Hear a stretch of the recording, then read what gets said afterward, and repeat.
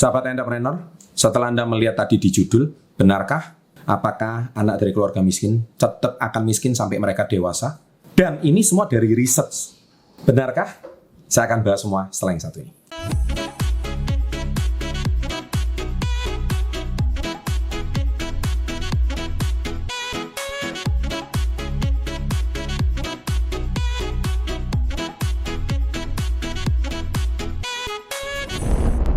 Baik, tadi temuan ini adalah sebuah research dari Lembaga Semeru Institute. Ya, Anda lihat saya bacakan beritanya. Anak yang lahir dari keluarga miskin cenderung penghasilan lebih rendah ketika mereka dewasa.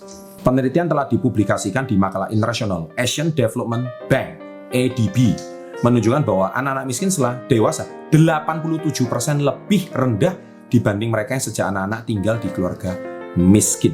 Jadi anak-anak miskin setelah dewasa 87% lebih rendah ketika lingkungan keluarga mereka tuh miskin.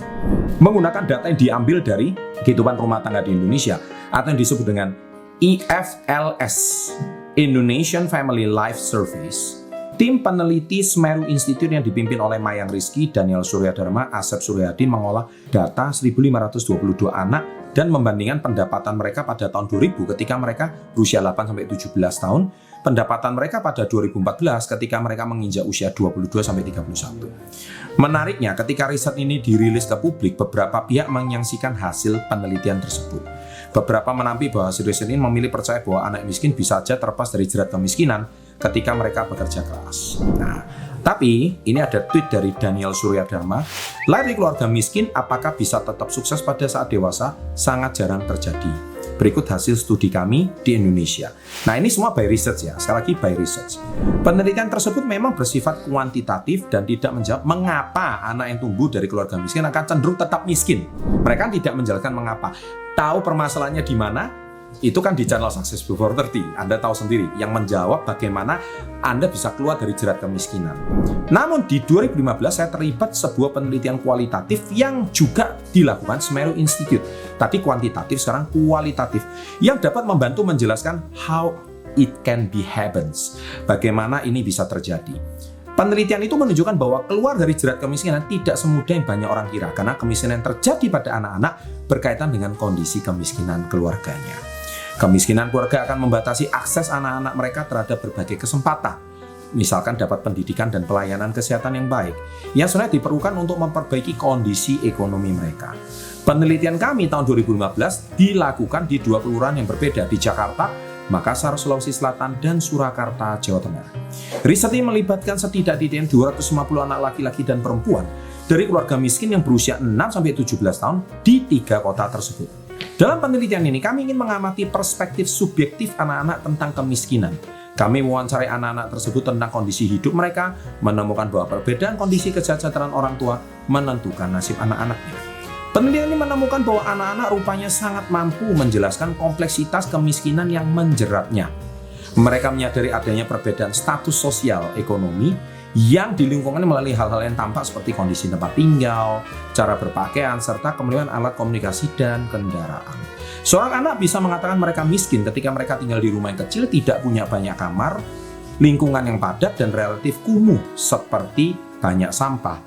Mereka bisa mendeskripsikan teman-teman yang tidak miskin dengan anak-anak yang memiliki telepon seluler dan berkendaraan bermotor. Dari wawancara anak-anak yang menceritakan kondisi hidup mereka tersebut, kondisi kesejahteraan orang tua sangat menentukan nasib anak-anaknya. Dengan kata lain, perbedaan kesejahteraan orang tua menyebabkan kondisi ekonomi anak-anak mereka tidak berada pada garis awal yang sejajar.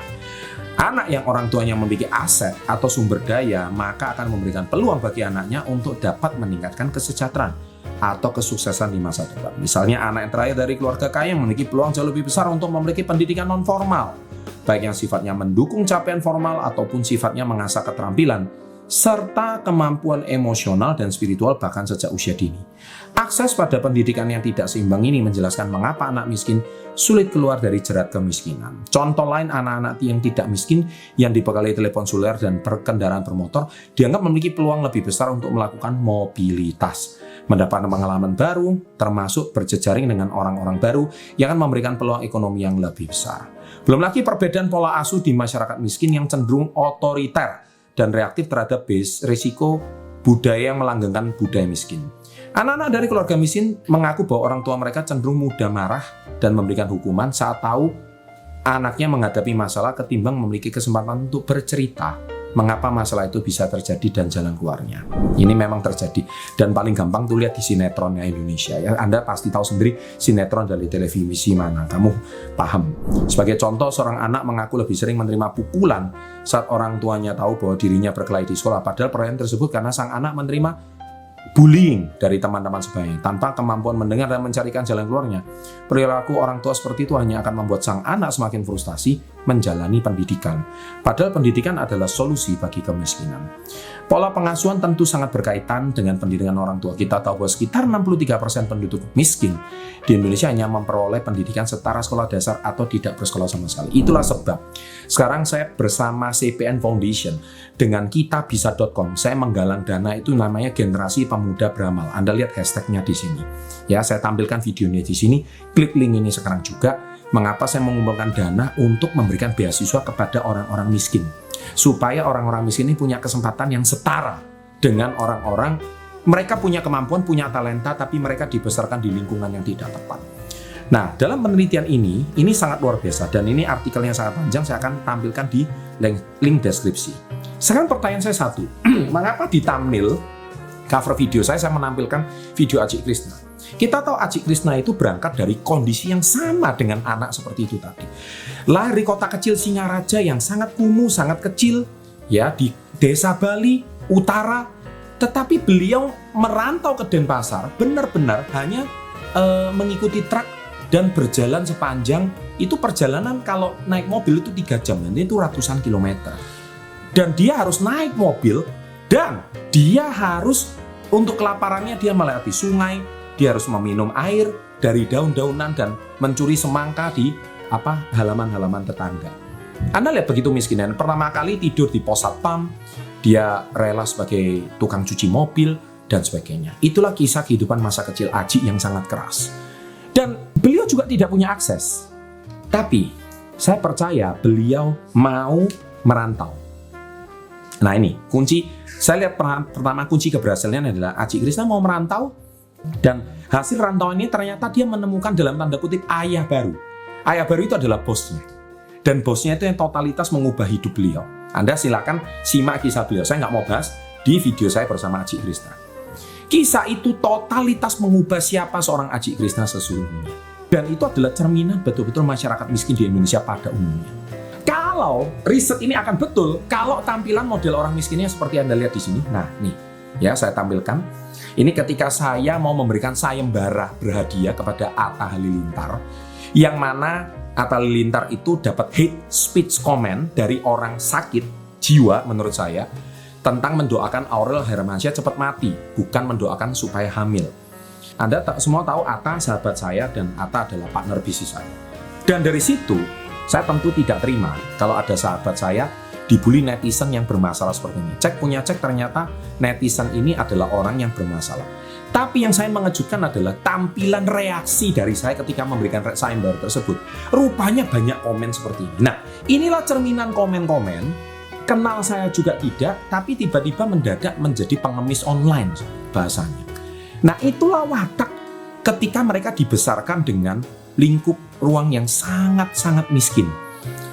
Pola asuh orang tuanya sampai mereka itu bisa beli handphone, bisa punya Instagram, bisa komen dengan rapi lagi. Ini menunjukkan bahwa wow, betapa mentalitinya itu seperti itu. Ketika mereka tidak diasuh dengan benar, maka ini akan menjadi sebuah permasalahan besar dan riset ini memang sangat betul. Jadi kalau tadi dikatakan di depan 87% akan punya penghasilan tidak, saya setuju. Tapi kan masih ada 13%. Nah 13% ini kalau kita godok dari channel Success Before 30, semoga kita akan menemukan orang-orang berpotensi berikutnya. Demikian riset dan pandangan saya. Semoga video viral ini bermanfaat. Sukses selalu.